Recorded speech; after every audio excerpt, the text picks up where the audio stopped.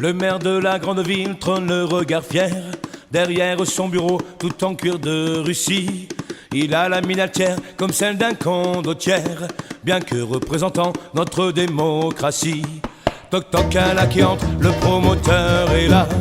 Qu'il entre, dit le maire, allumant un cigare. Ajuste sa cravate, remet son chinchilla. Ouvre son grand sourire, affûte ses égards. Entrez monsieur le loup, bonjour monsieur renard. La poignée de main est chaude, les regards font sincères. Le maire pourra remettre du beurre dans ses épinards et manger un peu mieux, raffiner les desserts. Et c'est ainsi que notre impôt devient un pot de vin. Et c'est ainsi que notre impôt devient un pot de vin. Le promoteur n'est pas arrivé les mains vides, il a les bras remplis de toutes sortes de pots de vin. Le maire a les mains moites et le regard avide. Pour deviner la suite, pas besoin d'être devin.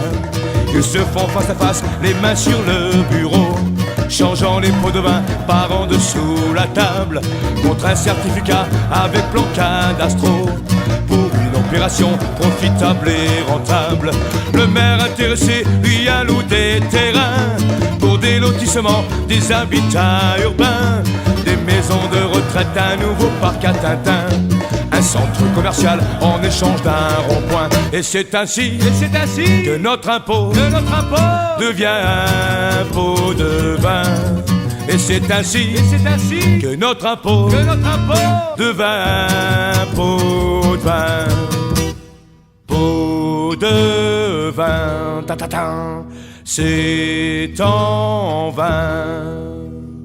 Mais moi je crois bien que c'est humain, que c'est le manque de peau qui nous tient. Et moi je dis que c'est 10 ans de casser du pot, c'est 10 ans de casser du pot pour rien. Et moi je dis que c'est 10 ans de casser du pot, c'est 10 ans de casser du pot en vain. Pot de vin.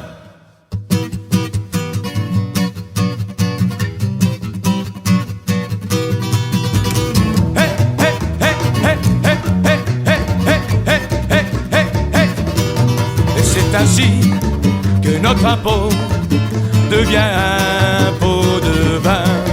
Et c'est ainsi que notre impôt devient